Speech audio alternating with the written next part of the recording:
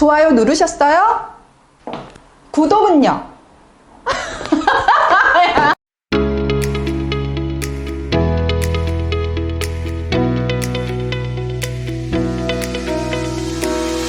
영광 국민 여러분, 안녕하십니까? 27번째 영광 어라이브 시작하겠습니다. 지난 8월 31일 영광군이 연료 사용 불허가 결정을 내리면서 일단락된 것으로 알려진 영광 열병합 발전소 연료 사용 허가 문제.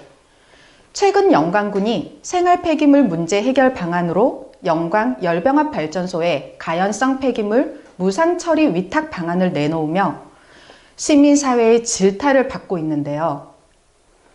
영광군 의회의 기본 입장은 열병합 발전소와 생활 쓰레기 처리 문제를 별개의 문제로 놓고 해결 방안을 강구해야 한다는 것입니다.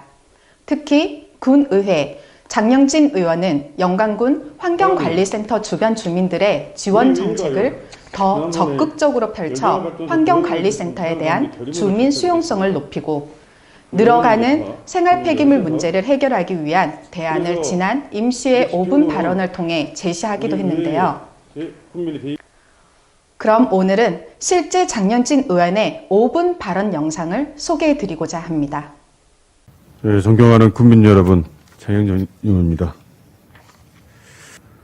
본 의원은 오늘 집행부의 생활 폐기물 관리 방안 및 환경관리센터 증설과 관련한 주변 지역 주민들의 요구사항에 대해 실질적인 대책 마련을 요구하며 시간이 지날수록 깊어지는 주민 갈등을 하루라도 빨리 수습할 수 있도록 행정적 노력은 물론 실천이 이루어져야 할 시기라고 말하고 싶습니다. 국민 여러분께서도 피부로 느끼셨겠지만 쓰레기 문제는 결코 가볍지 않습니다. 환경부의 전국 폐기물 발생 및 처리 현황을 참고하면 국내 폐기물 발생량은 2013년부터 꾸준히 상승하고 있으며 온라인 시장 확대로 편의성 위주의 대량 소비 문화와 1인 가구의 증가, 코로나19로 인해 비대면 사회로 여건이 변하면서 쓰레기 발생량은 더욱 폭발적으로 증가하고 있습니다. 저 영광도 예는 아닙니다. 앞서 존경하는 박연수 의원님께서 홍농 성산리 이천 환경센터의 일일 처리 용량을 말씀하셨습니다. 일일 처리 용량이 20톤에 2배에 가까운 37톤의 생활 폐기물을 모이고 있는데 이 중 재활용으로 되고 있는 것이 1.2톤밖에 선별이 되지 않고 있습니다. 이는 전국 재활용 비율이 전국 평균 47.6%를 감안한다면 재활용 수준이 현저하게 떨어져 있다고 판단되어집니다.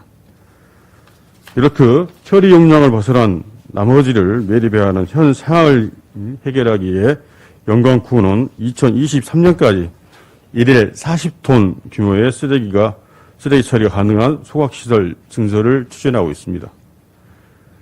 이로 인해 환경관리센터 인근 주민들과 갈등을 겪었고 지난해 12월 중순부터 한 달여 가까이 환경관리센터의 쓰레기 반입이 중단되어 영광군 곳곳에 방치된 생활 폐기물로 국민들이 큰 불편을 겪었습니다. 다행히 환경센터 인근 주민들과 군이 합의점을 찾아 반입 저지는 차례됐습니다. 하지만 환경관리센터 운영 방안을 전면 개선하지 않는 이상 쓰레기 문제 때문에 벌어지는 또 다른 문제는 언제든지 재현될 것입니다. 홍농 성산리 인근 주민들은 생활 폐기물 소각 매립 처리하는 과정에서 유해가스와 침술수가 발생하여 이로 인한 환경오염으로 10년여 넘게 재산권과 생존권을 침해당하고 있다고 주장하고 있습니다. 이처럼 환경관리센터 가동으로 인해 인근 주민의 피해가 극심하다면 그들의 자체적인 대응을 방관하지 말아야 합니다. 그 실태와 피해 정도를 모니터링하고 체계적인 행정적 지원 방안을 강구하여 주민 피해가 해소될 수 있도록 군이 적극 나서서 해결해야 합니다. 환경관리센터 인근 주민들은 그동안 군의 생활 폐기물 처리 방식에 문제가 있다면서 다음과 같이 요구하고 있습니다. 첫째, 생활 폐기물 철저히 분리수거해야 한다. 둘째, 음식물 쓰레기 매립을 중지하고 건조 처리할 수 있는 시설을 갖춰야 한다. 셋째, 매립장에서 발생하는 유해가스를 포집할 수 있는 포집시설을 설치해야 한다. 넷째, 환경관리센터 증설을 반대하므로 증설 계획을 차려야 한다.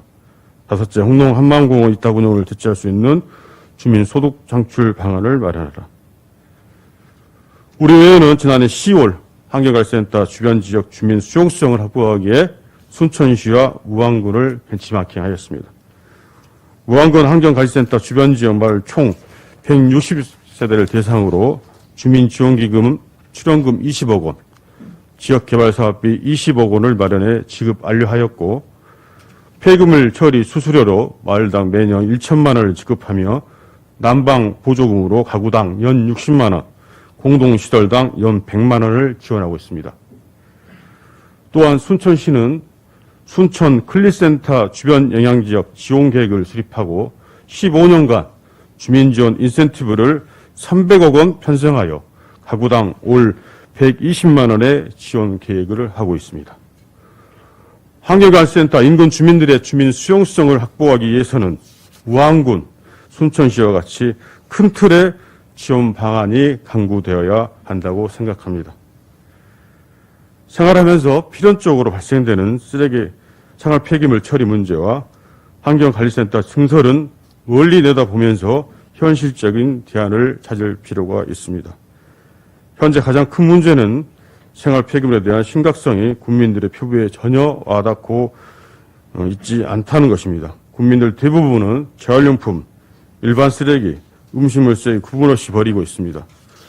이러한 원인으로 개인이 쓰레기를 구별해야 하는 것에 대한 인식이 낮은 것도 있지만 재활용품, 음식물 쓰레기만 버릴 수 있는 시설이 없다는 것도 한몫을 합니다. 한마디로 정의하면 쓰레기 난장판이 관광연경을 지향하는 우리 군 곳곳에서 자행되고 있다는 것입니다. 생활 폐기물 해결 정책의 첫 번째는 각 가정과 직장 및 주요 시설에 나오는 생활 폐기물을 줄이는 것이라고 합니다. 그러기 위해서는 생활 폐기물 중 재활용 선별에 우선 집중되어야 하고 음식물 처리에 대한 근본적인 사고의 전환을 해야 하며 가정에서 쓰레기 배출량을 획기적으로 줄여야 합니다. 따라서 원인자 부담 행위에 대한 페널티와 인센티브, 즉 규제와 증진의 정책이 필요합니다. 개인이 쓰레기를 구분해서 버리도록 정책적 규제가 있어야 하며 군은 이를 도모하기 위해 거점형 분리수거대와 음식물, 미생물 처리기를 설치할 수 있는 가감한 예산 투자가 필요합니다. 이는 쓰레기 문제도 해결하고 새로운 일자리도 창출할 수 있습니다. 또한 쓰레기 종량제 봉투와 음식물 처리병에 대한 현실화가 필요합니다. 종량제 봉투 가격이 2001년 상승한 후 20년 동안 제자리에 멈춰있습니다.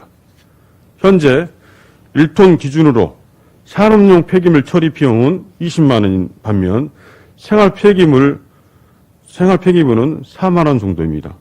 이로 인해 생활 쓰레기 배출과 처리를 쉽게 이용 가능하다 생각될 수 있고 이는 경각심 없이 남용으로 이어질 수 있습니다. 따라서 우리는 미래 세대와 환경에 대한 고민 속에서 생활 쓰레기를 배출할 수 있도록 원인자 부담 행위를 강화해야 할 필요가 있습니다. 정리하면 첫 번째, 생활 폐기물 감량을 이끌기 위해 읍면지역 특성을 고려한 폐기물 감량 목표를 설정하여 연차별 이행 실적에 따라 인센티브를 제공하고 두 번째, 거점형 분리수거대 및 음식물 처리기 시설을 설치가 필요하며 세 번째, 배출과 부당 강화를 위해 종량제 봉투 가격의 단계적 현실화와 음식물 쓰레기 감량을 위한 RFID 종량제를 도입해야 합니다. 마지막으로 주민들에게 수요와 맞춤형 교육으로 자원 순환 인식을 제고함은 물론 시민사회를 주축으로 지역별 자원 순환 네트워크를 구축하여 자원 순환 실천 운동을 전개하고 그 성과를 공유하는 등 제도권 내의 다양한 시책을 추진해야 할 것입니다. 존경하는 김수정 군수님과 집행부 공무원 여러분, 모든 국민은 건강하고 쾌적한 환경에서 생활할 권리를 가지고 있습니다. 이젠 주민 갈등의 원인을 들여다보고 근본적인 해결 방법을 강구해 하루빨리 환경관리센터 문제를 해결해 주시기를 바랍니다. 환경 문제를 당장 내 눈앞 보이지 않는다 하여 가볍게 생각해서는 안 됩니다. 환경 문제는 늘 복합적으로 발생하며 이는 미래 세대까지 이어질 수 있습니다. 다시 한번 말씀드리지만 현재 갈등을 빚고 있는 환경관리센터 주변 주민들의 목소리를 진정성 있게 듣고 해결 방안을 마련해 모두가 행복할 수 있는 영광이 빨리 오기를 바라면서 5분 발언을 마치겠습니다. 감사합니다. 장영진 의원이 제시한 대안에 대해 국민 여러분은 어떻게 생각하시나요? 오늘 준비한 소식은 여기까지입니다. 영광 어라이브 마치겠습니다. 오늘도 시청해 주셔서 감사합니다.